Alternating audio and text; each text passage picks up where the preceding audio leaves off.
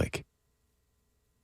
You're tuned to mission-driven, volunteer-powered WMNF Tampa, where music, news, and culture collide. Good things come in pairs, like peace and love, peanut butter and jelly, Simon and Garfunkel. And on Saturday, September 20th, WMNF presents not one, but two cool events. First at 2 p.m. in the live music studio, Living Mirror Playback will be honoring Latinx culture with stories, music, and theater. Then at 7:30 p.m., doors open at Bayboro Brewing in St. Pete as we celebrate 46 years of community-powered radio. It's WMNF's 46th birthday bash, featuring 4-Star Riot and the Black Honky Band. 2 ways to celebrate with your radio family. You can go to WMNF.org/events for more information.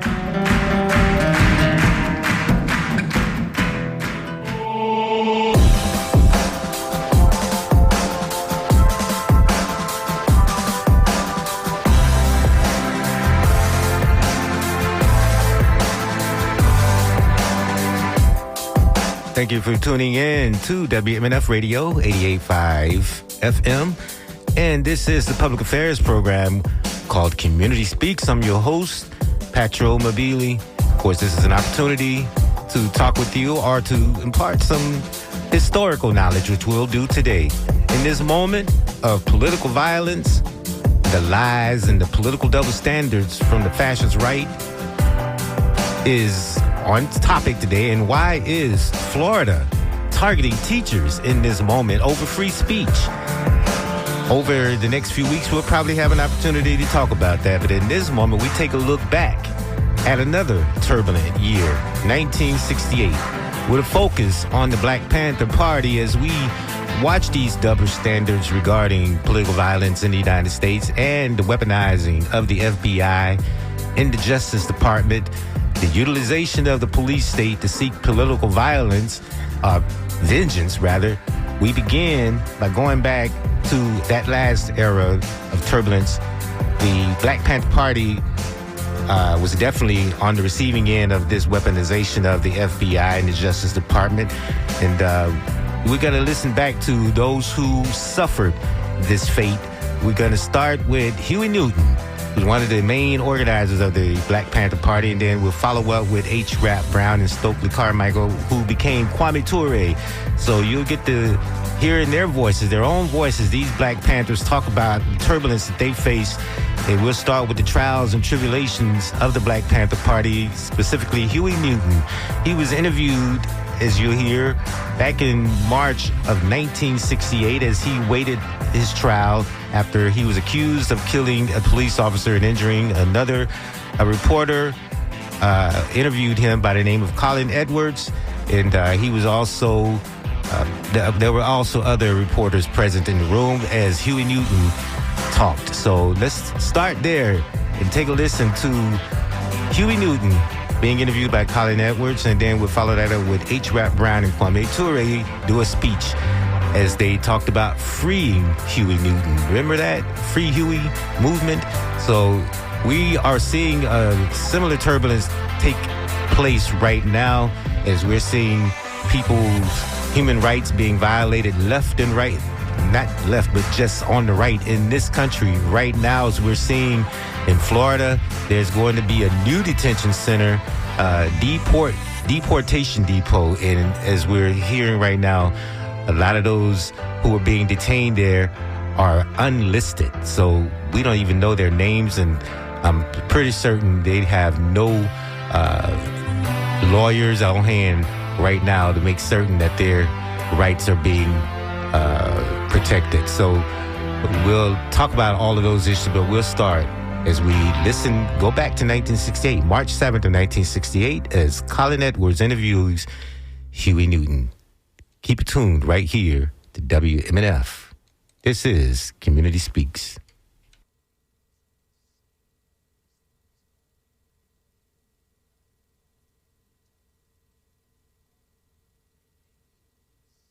With me interviewing him in the cell were Mrs. Joan Didier, who is a Saturday Evening Post columnist, Mr. Ray Rogers of the Los Angeles Times, and Mr. Eldridge Cleaver, an editor at Ramparts magazine and himself a prominent figure in the Black Panther Party.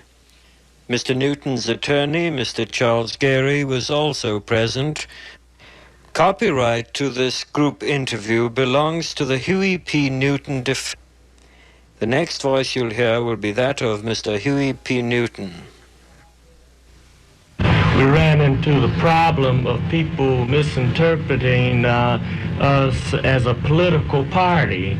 They use the word for self-defense as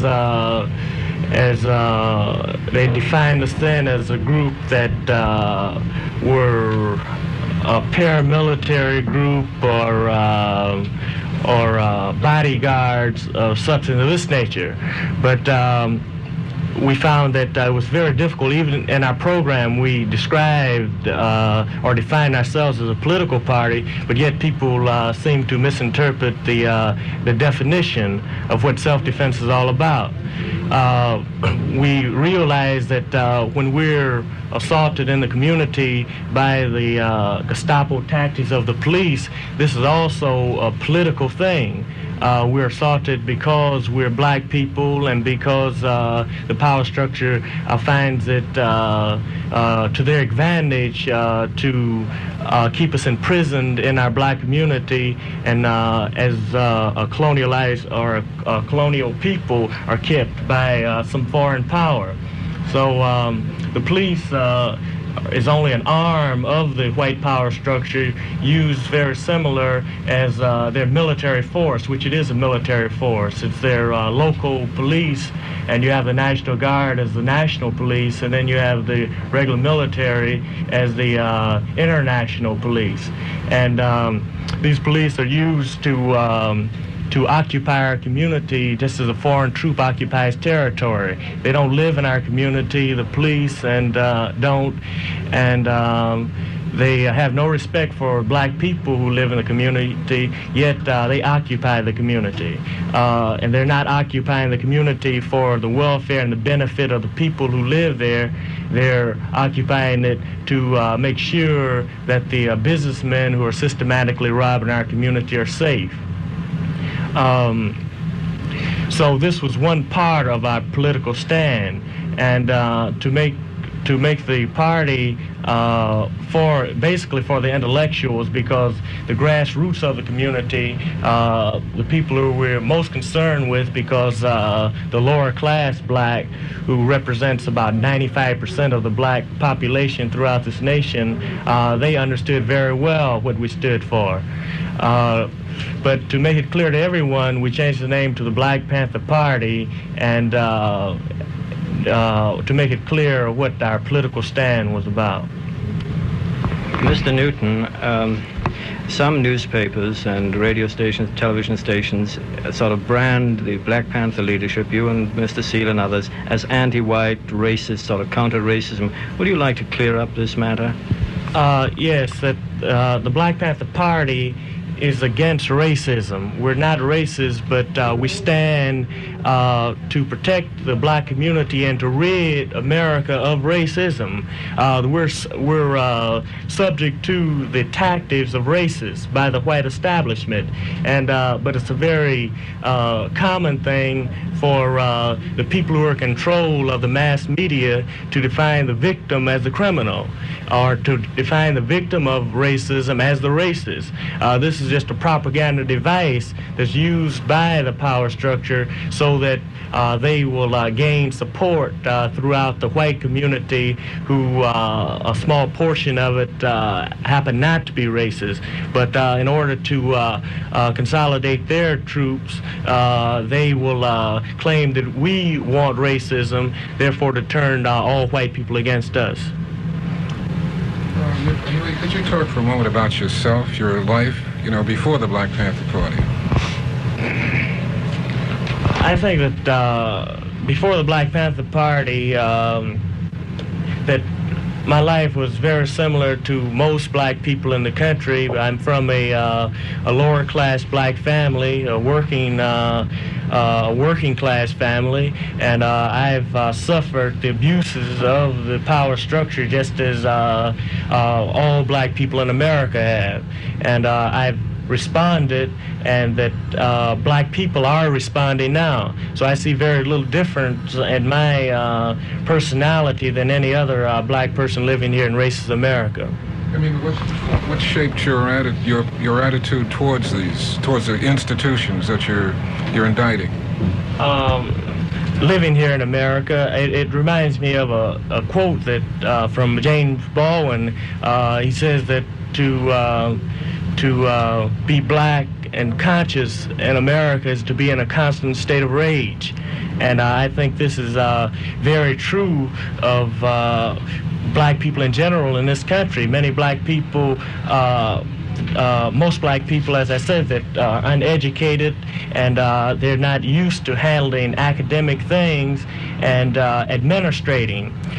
So their response might have been somewhat different than mine, but they will rally behind a political party that's representing their grievance.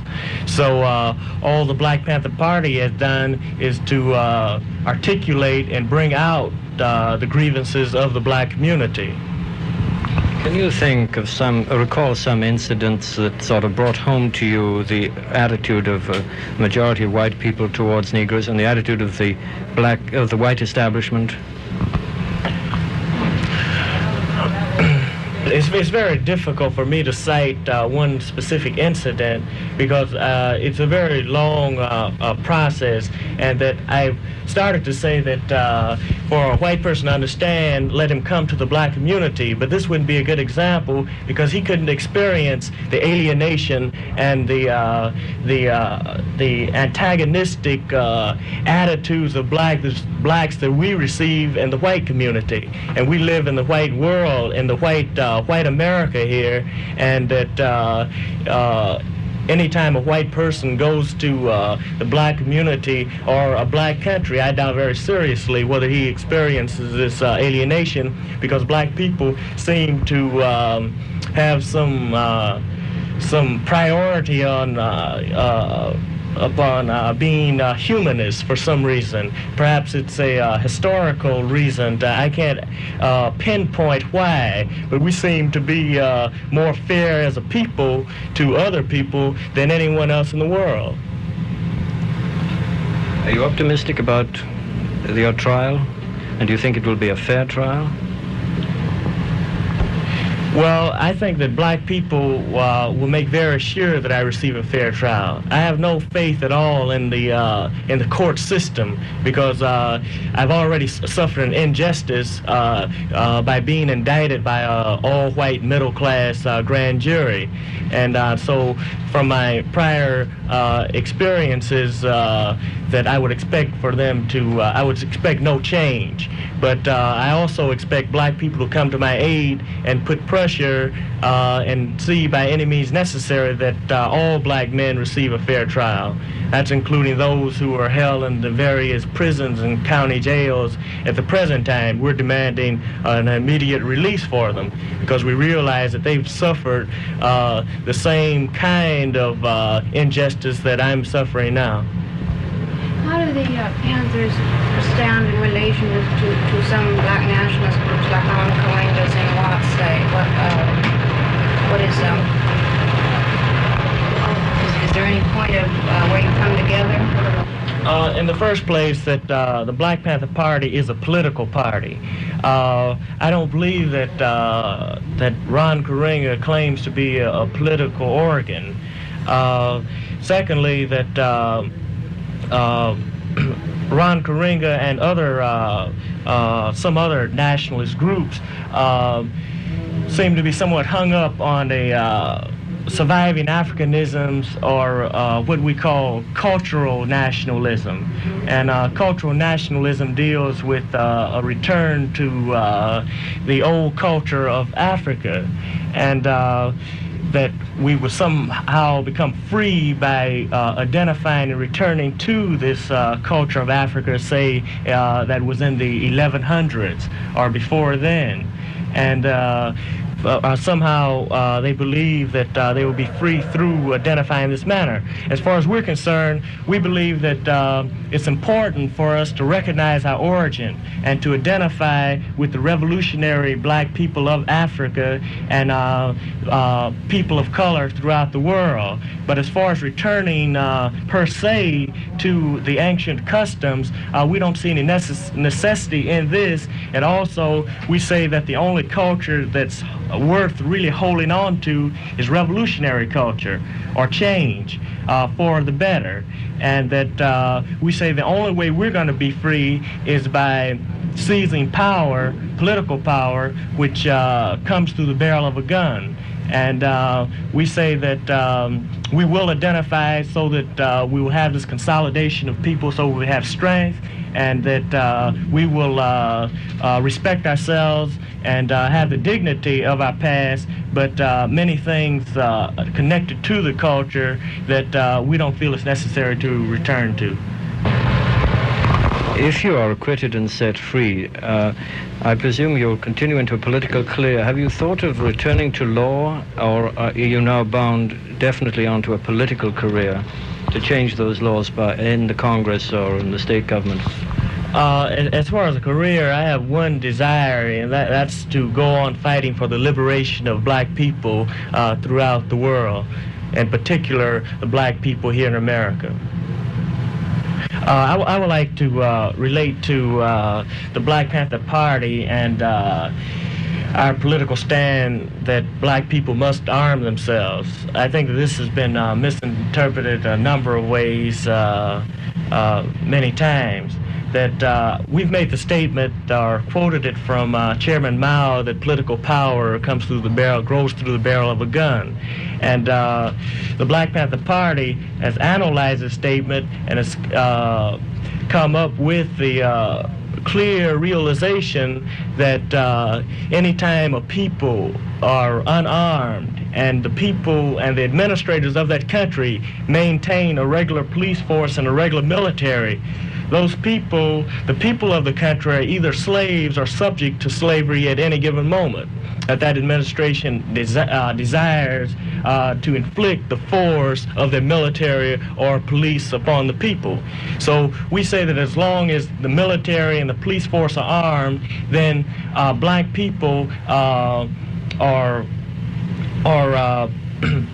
should arm themselves. And the many people have spoken of violence. Well, we're advocating violence. We're not advocating violence, but we are advocating that we defend ourselves from the aggression, and that if America is armed, and if it's right for America to arm herself and even commit violence throughout the world, then it's right for black people to arm themselves. And then if it's wrong for America to commit this violence, then, or if it's wrong for black people to commit this violence in their own self-defense, then it's wrong for America to commit this violence against people in America and throughout the world.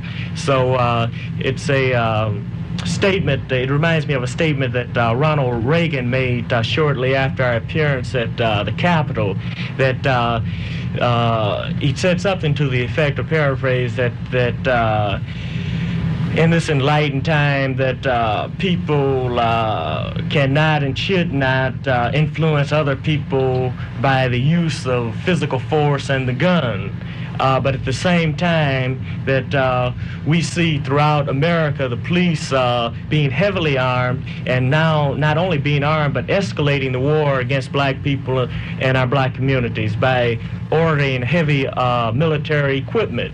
And we think that Reagan should take a look at what he's doing and what this American government is doing before he criticized black people for arming themselves to defend themselves against the aggression of America. Are you allowed to have any contact with other prisoners in this courthouse here? No, I'm kept in what's called the H tank, and it's used as a hospital tank when someone is hurt. But I've recovered very well, and I've noticed that I haven't been moved away from the hospital cell.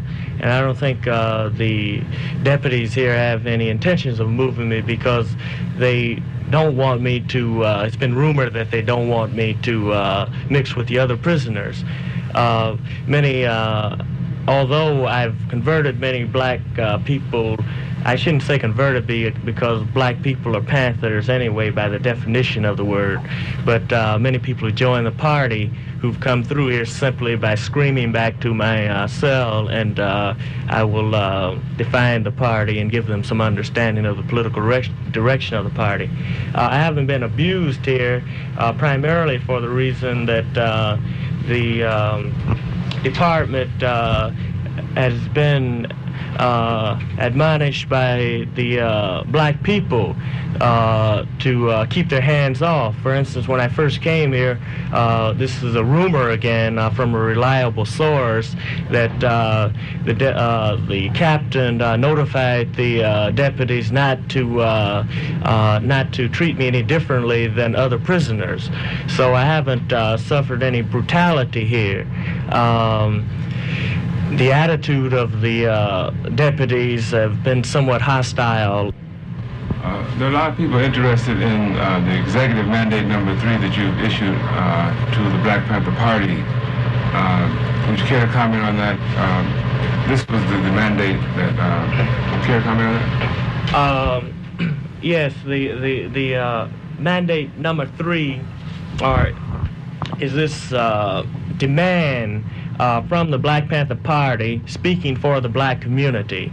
And we have, within the mandate, we admonish the racist police force that if they continue to break down our doors and be aggressive towards us and inflict brutality upon us, that we will be forced to protect our home front, that the party members have experienced, Bobby Seale, the chairman in particular, have experienced the police breaking down the door and coming into his house without a warrant and acting in a criminal fashion. And we maintain the right to protect ourselves from criminals, that when the police come in to our house acting as a criminal, he should be brought to justice by the occupants of that house. And because we, in the mandate, we relate the Valentine's Day massacre, that gangsters dressed up in police uniforms under the leadership of Al Capone, and that because they were dressed up in police uniforms, they were admitted into the house of these individuals who turned out to be their victims. And so in other words, just because a man has on a police uniform doesn't make him a representative of justice and representatives of a peacemaker or a peace officer, that he could be a wolf dressed in sheep clothing, and that we realize this, and we would like the police to know that at any time they break down our door unjustly, without a warrant and without any provocation whatsoever, that we're going to defend ourselves against them. Mr. Carmichael recently said that socialism does not suit the black people, communism doesn't suit the black people, but he omitted to say that capitalism doesn't suit the black people. Do you think that is significant? Prime Minister of the Black Panther Party, Stokely Carmichael, said that communism hadn't answered the problem of black people because it didn't relate to racism. He said that, I remember him saying that capitalism didn't answer the question either. Perhaps I'm wrong on that, but as I read it, that he said that capitalism did not answer the need of black people part. You're looking for a more complete and fuller ideology, and a more advanced one. That's right. It's true, is it not, Huey, that racism got its birth through economic reasons, so that one group could superimpose its economic power over the other? I would agree with that. I think that a prime thing was the economical rape of Africa, but at the same time, why did the European choose the African south of Sahara to enslave? Now, some accounts I've read by Basil Davison and Melvin J. Herskovich stated, and it's on record, that the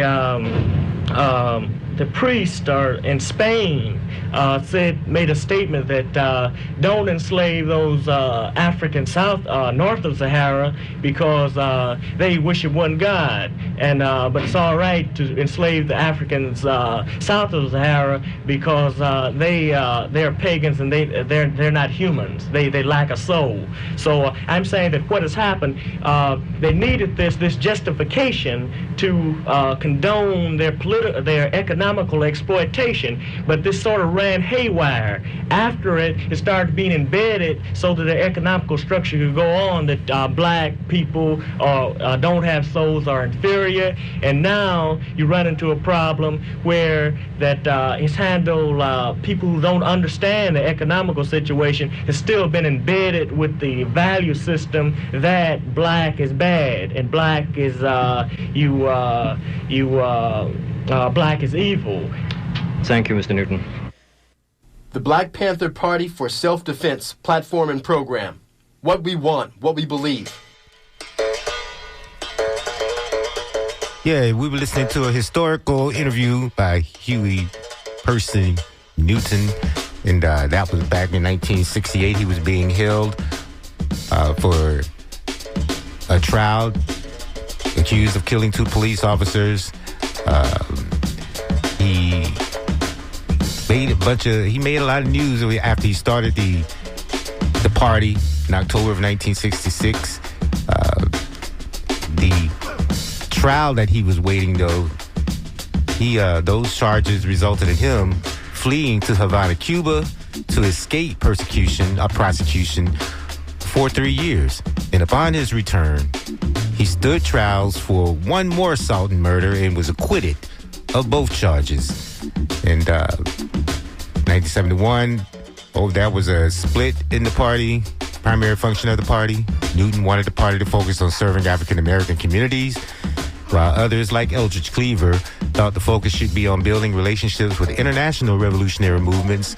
And this was a rift that resulted in violence between the factions and deaths of several BPP members. But Huey Newton himself was killed in 1989.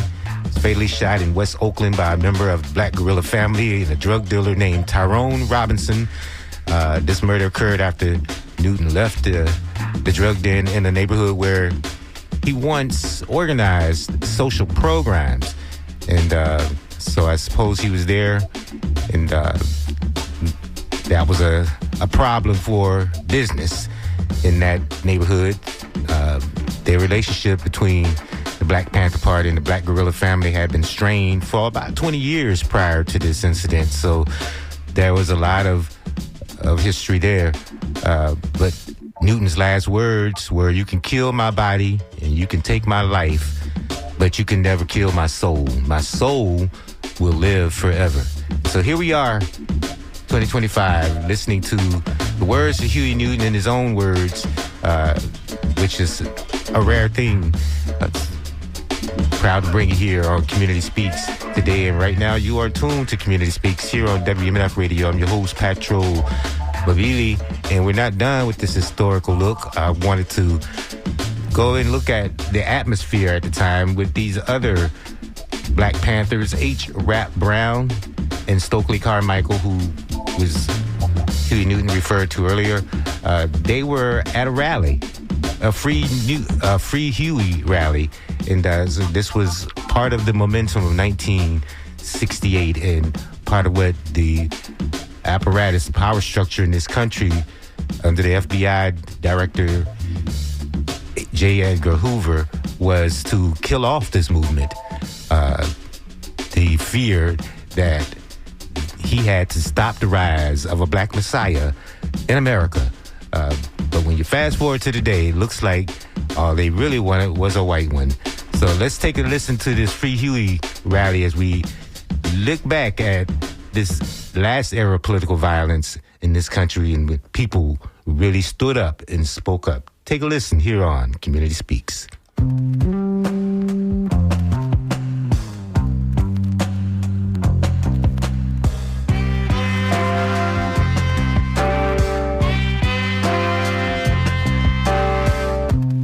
H. Rap Brown and Stokely Carmichael had each served as president of SNCC, the Student Nonviolent Coordinating Committee.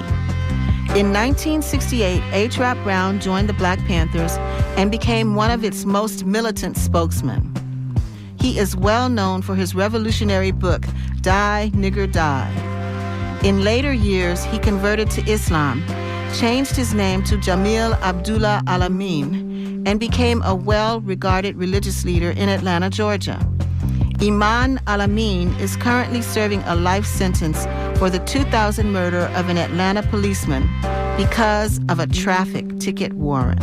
As a member of the Freedom Riders, Howard University student Stokely Carmichael traveled the South, participating in sit-ins at whites-only lunch counters. He joined the Panthers in 1968 and served as honorary prime minister, an advocate for black pride. Stokely's passport was confiscated when he publicly renounced the Vietnam War. Later, he relocated to Guinea with his wife, the South African singer Miriam Makeba. Eventually, he changed his name to Kwame Ture and became an advisor to the Guinean government. He died of cancer in 1998. On the occasion of Huey P. Newton's birthday, who remained in prison in 1968, Justice Minister for the Black Panther Party H. Rap Brown and Black Panther Party Honorary Prime Minister Stokely Carmichael spoke at a Free Huey rally at the LA Sports Arena on February 21st, 1968. I give you Rap Brown, Rap.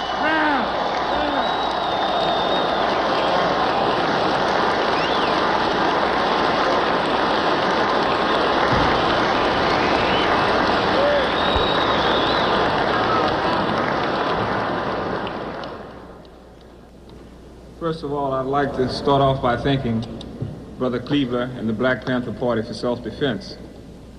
You see, unlike America would have us believe, the greatest problem confronting this country today is not pollution and bad breath.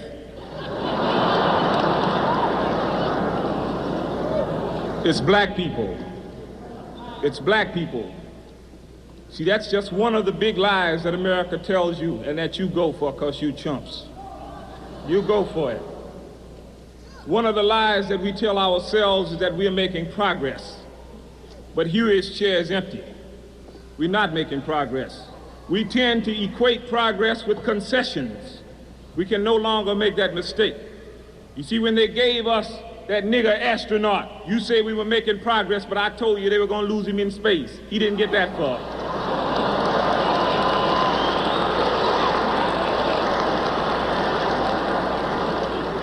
They gave you Thurgood Marshall, and you said we were making progress.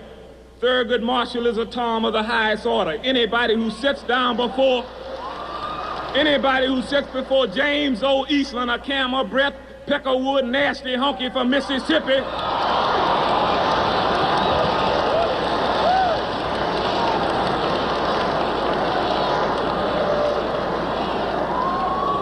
and let James O. Eastland subject him to the type of questioning that he did, he's a strange breed of man. You put Adam Clayton Powell in office and you couldn't keep him. What you think they're gonna do with Thurgood Marshall when they get tired of him? They gave you Walter Washington of Washington, D.C., and you said we were making progress. That's not progress. See, it's no in-between. You're either free or you're a slave. There's no such thing as second-class citizenship.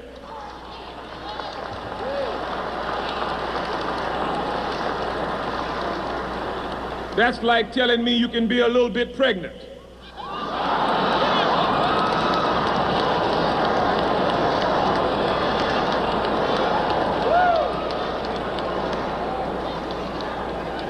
The only politics in this country that's relevant to black people today is the politics of revolution. None other.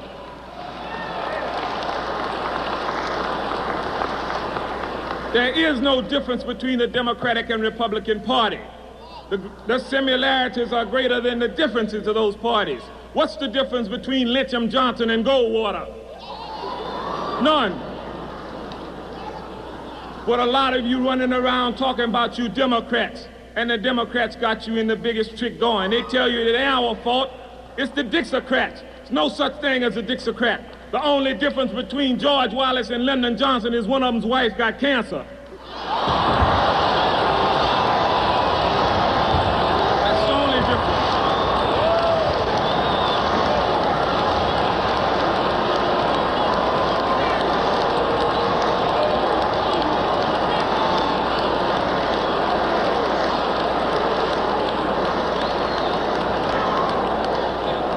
But you go for it. You go for it because you chumps. You go for it. The only thing that's gonna free Huey is gunpowder, black powder. Huey Newton is the only living revolutionary in this country today. He has paid his dues. He paid his dues. How many white folks you killed today?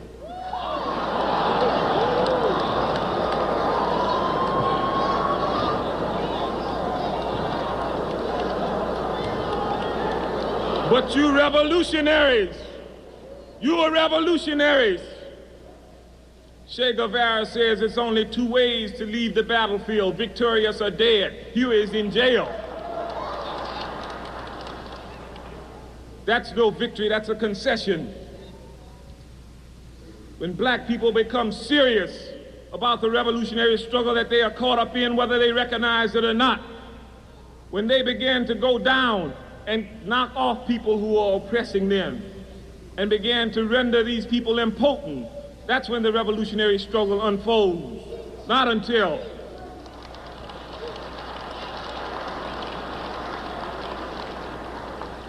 See, I want to develop upon what Bobby was talking about green power, because green power is a myth. There's no such thing as green power as long as that honky got the power to change the color of money.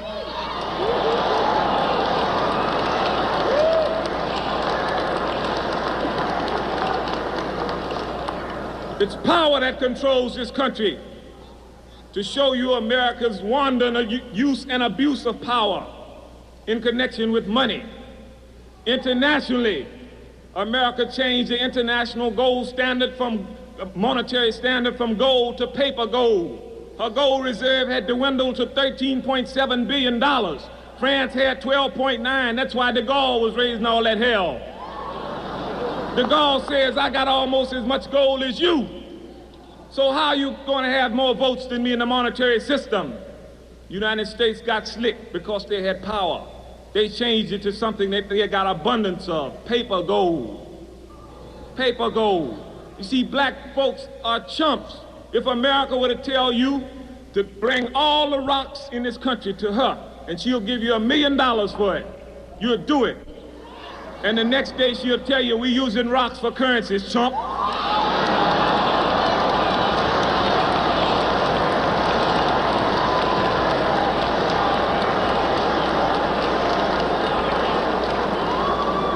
You go for it because you enjoy being lied to.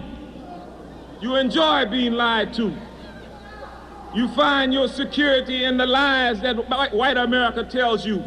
For 400 years, she taught you white nationalism and you lapped it up.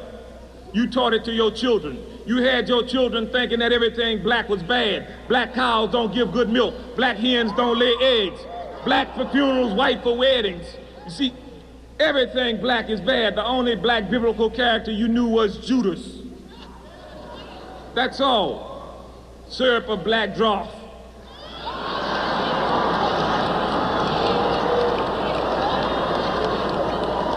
That's white nationalism. Santa Claus. A white honky who slides down a black chimney and comes out white.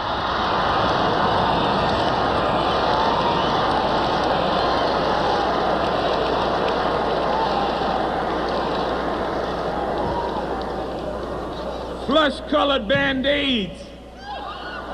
They had a brother who put one on and thought something was wrong with his skin. That's because you chumps, you go for it. You enjoy white nationalism. Huntley and Brinkley, black folks got more confidence in Huntley and Brinkley than Catholics got in the Pope. They believe anything. According to Huntley and Brinkley, we through fighting in Vietnam. We through killing the enemy, we shooting trees.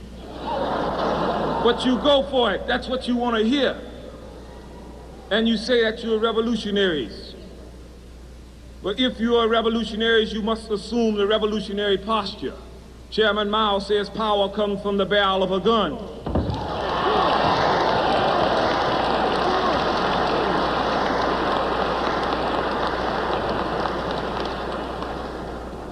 Yes, politics is war without bloodshed, and war is an extension of those politics. But there is no politics in this country that's relevant to us, to black people. Bobby Kennedy sold black people out. He's not interested in black people. He called for vigilante action this summer. He says that the good citizens should band with the policemen to put down lawbreakers. You know who lawbreakers are in this country. Lyndon Johnson has set the attitude, the atmosphere rather, for vigilantism in the country when he came out in his latest speech, I guess you call it, and said that one day law-abiding citizens will rise up to put down the lawbreakers, and 1 week later the longshoremen went over and beat the peace movement up with hooks. That's vigilante action. The same thing happened during the Battle of Algiers, the Algerian Revolution, when France passed the proclamation establishing people's militias. That's what this country is doing. That's why white folks are buying guns. They're buying them for you. And understand, class differences will not save you. There is no such thing as a black middle class. You don't believe it? Go to Detroit.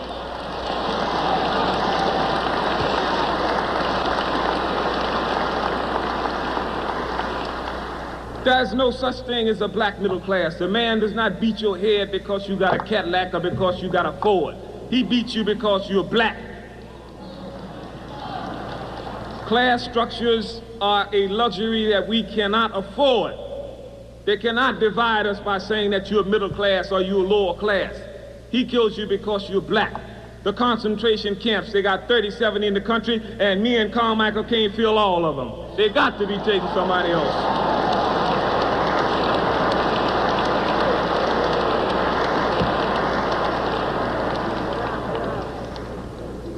You've got to stop dividing yourselves.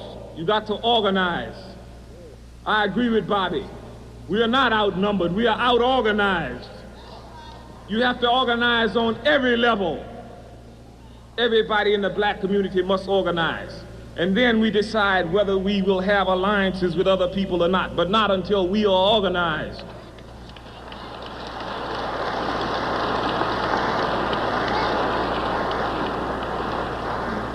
In terms of the revolution, I believe that the revolution will be a revolution of dispossessed people in this country.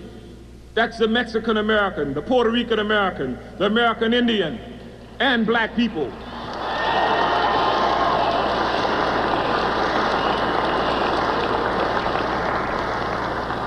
We happen to be the vanguard of that revolutionary struggle because we are the most dispossessed. An old African leader says about leadership. He says that leadership should never be shared. It should always remain in the hands of the dispossessed people. We will lead the revolution.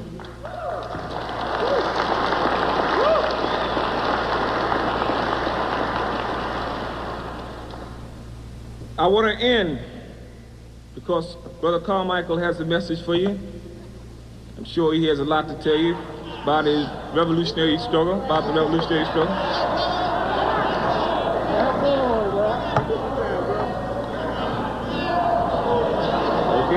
You asked for it, brothers.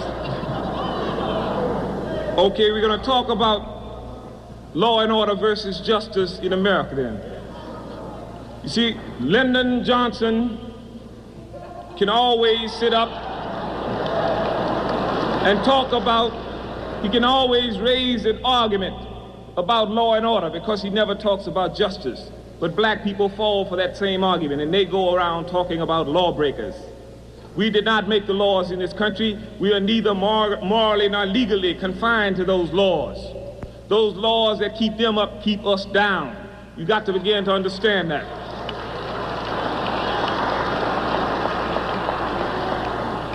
See, justice is a joke in this country and it stinks of its hypocrisy. Johnson is Hitler's illegitimate child and J. Edgar Hoover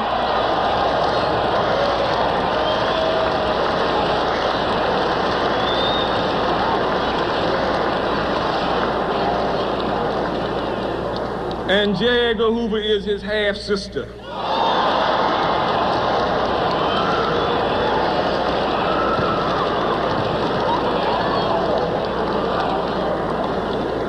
And we must conduct our struggle on this level. We are fighting enemies of the people. America for centuries, for years, have blackmailed oppressed people with the threat of nuclear war and war in general. The natural reaction becomes not to fear war. This is the lesson we learned from Vietnam.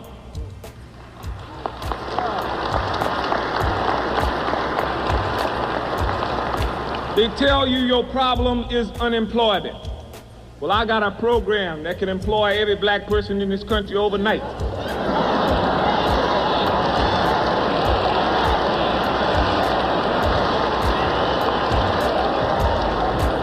Ain't nobody in Vietnam unemployed. Think about that when you need a job. Those were the words from 1968 of H. Rap Brown, one of the members of the Black Panther Party. As you can hear, there was a lot of anger seething in America in that turbulent year, 1968, and the level of violence that were being perpetrated against black people was off the chain because there was a lot of white backlash, violent backlash against the civil rights movement.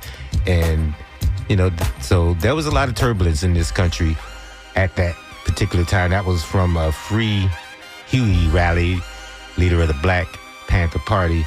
And this is from our Pacifica Radio archives. As you know, you could always, after you donate to WMNF Radio, we often have that as a premium gift. So you might be able to hear Kwame Ture's speech or Stokely Carmichael's speech that followed H. Rap Brown's speech. You don't have time to cover the day. Of course, next hour, we're going to make room, get back to the music. It's the Music Monday. But I have been receiving your emails, and I know some of you want to talk right now. Maybe we'll get you on the air right now so that we can hear what you have to say, and then we can move on to getting back to the music. But you can call me, 813-239-9663. As Eduardo from Tampa did. Thank you, Eduardo, for calling. Thank you for your patience. You say what? Yeah, Patrick, I have to call you the next 2 Mondays because I'm working the Bucks game, so I won't be calling into the Walter show on Sunday. Yeah, but, the reason I called today is I turned the Tampa Times, and what's in there? The property tax hearing. Yeah, and that seems so unrealistic, don't you think? Yeah. Well, either way, let's get as many people out there and voice our opinions because, we got to let them know that just like the Tico thing that we've been talking about, we can't continue with that drama. So let them know that our voices. So hopefully, So let's get out there and, fight back. That's right. That's right. That's okay. That's the word of the day. Fight back. That's what we have to do because they've been fighting. Someone wrote and said that I needed to know the definition or find the definition of fascism. I know what it is. We know it is far right. It's a far right wing authoritarian political ideology, and it's defined by a dictatorial rule.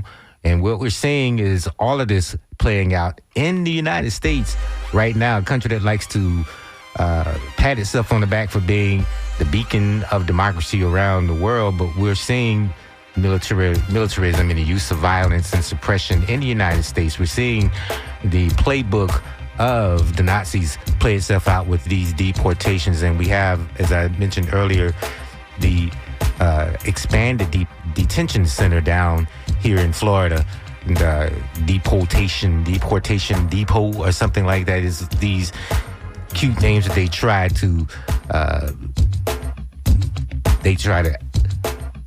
market, and that's really all it is a marketing opportunity. And so fascism is playing itself out, with the right-wing rule in this country.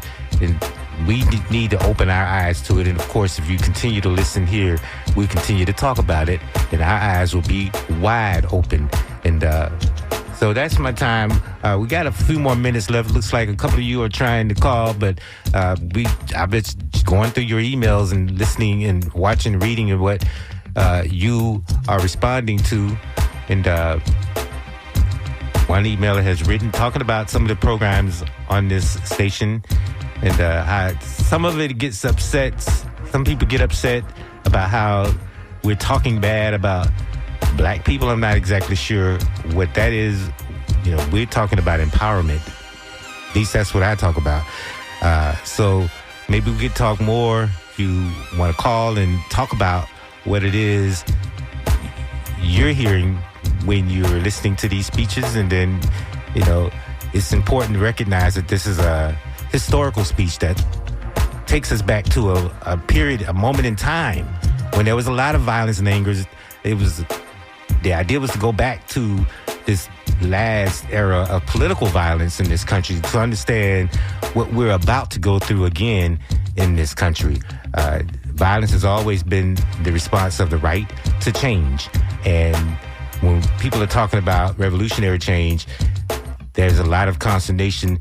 But what we're seeing in the economy play itself out is that so many people are being left behind by these policies. So many people are being rounded up and thrown out of this country, which also has an economic dimension to it. So it's important to recognize that we are dealing with fascism, a definitive dealing with fascism in this country right now. We see the scapegoating that's going on.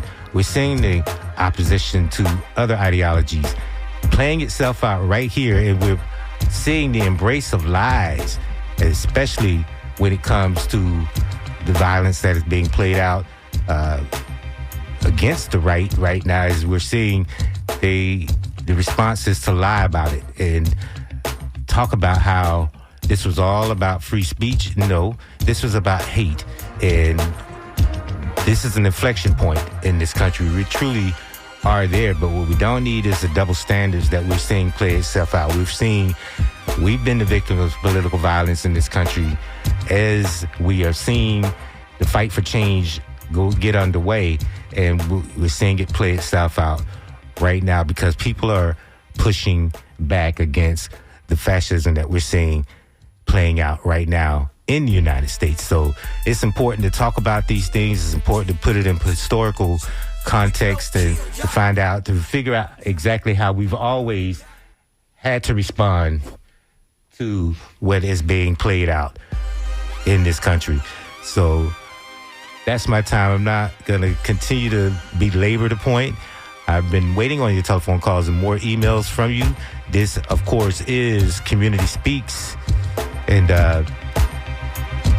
we're going to continue to talk about these issues because it is important to put it all in perspective, especially now that violence is rearing its ugly head once again, and the double standards that is playing itself out. Because, you know, where was all of this consternation when George Floyd was killed? And a lot of people were in the streets, and we didn't see the right wing clutching their pearls as they're doing now. We didn't see the lowering of flags to half-mast when Democrats were killed. Bombs to Democrats during the first administration term of this regime. So the double standards are playing itself out, which is why it's important for me to constantly look back at the historical precedents that has been set, because it gives us a real clear understanding of people's behavior today. So that's my time. This has been Community Speaks. Thank you for joining in, listening in, and calling in. And thank you for your emails. And right now I'm going to get on out. We're going to get more news updates from the scoop, locally produced news right here at WMNF. And then we're going to get back to the music. Manny Whaling is coming with It's the Music Monday. And of course, I look forward to that first song. And keep it tuned right here all day. Don't miss a thing here on WMNF Tampa.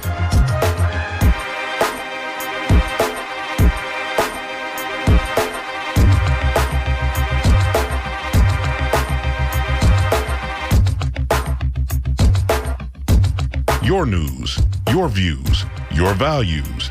This is WMNF Tampa 88.5 FM. This is The Scoop for Monday. I'm Sean Canan with the WMNF News headlines.